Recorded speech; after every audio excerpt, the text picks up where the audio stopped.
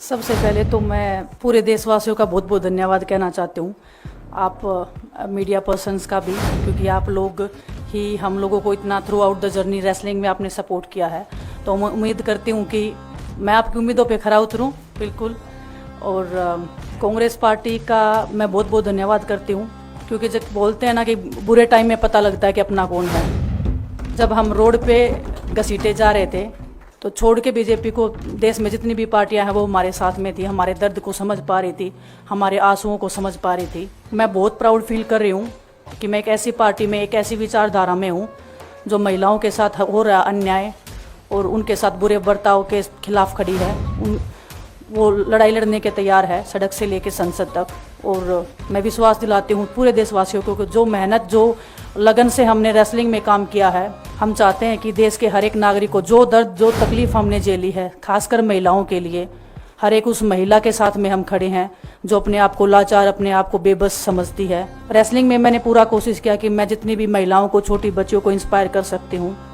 मैं चाहती तो मैं जंतर मंतर पे रेसलिंग छोड़ सकती थी, और सभी लोग भी मान रहे थे, पूरा देश इस चीज़ को विश्वास कर रहा था, क्योंकि बीजेपी आईटी सेल ने उस चीज़ को साबित करने की कोशिश की थी कि हम चले हुए कारतूस हैं, हम ख़त्म हो गए हैं, हम पॉलिटिक्स कर रहे हैं। उन्होंने बोला मैं नेशनल नहीं खेलना चाहती, मैंने नेशनल चैंपियनशिप खेला। उन्होंने बोला ये ट्रायल्स दे के नहीं जाना चाहते, मैंने ट्रायल्स भी दिया। उन्होंने बोला कि ओलंपिक्स लेवल तक नहीं जाना चाहते, मैं ओलंपिक्स में गई, मैं फाइनल्स में गई।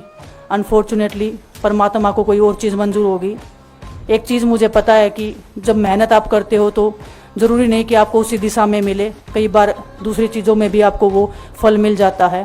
और परमात्मा ने मुझे मेरे देश के लोगों की सेवा करने का जो मौका दिया है, वो मैं मानती हूँ कि उससे बड़ा पुण्य का काम कोई नहीं हो सकता है। मेरे लिए बहुत प्राउड की बात है। एक मैं नई पारी की शुरुआत कर रही हूँ आज से। मैं चाहती हूँ कि जो हमने फेस किया एज ए खिलाड़ी होने के नाते, उन सब खिलाड़ियों को वो चीज़ ना फेस करनी पड़े। हम उनकी लड़ाई में साथ हैं। शायद उनको आज हिम्मत मिले कि जो पार्टियां पावर में रहती हैं शायद वो साथ में नहीं खड़ी हों, लेकिन उनके बहन भाई हैं जो उनके साथ में खड़े हैं। और हमें पता है स्पोर्ट्स में कितना गलत होता आया है, नहीं बोल पाते हैं खिलाड़ी।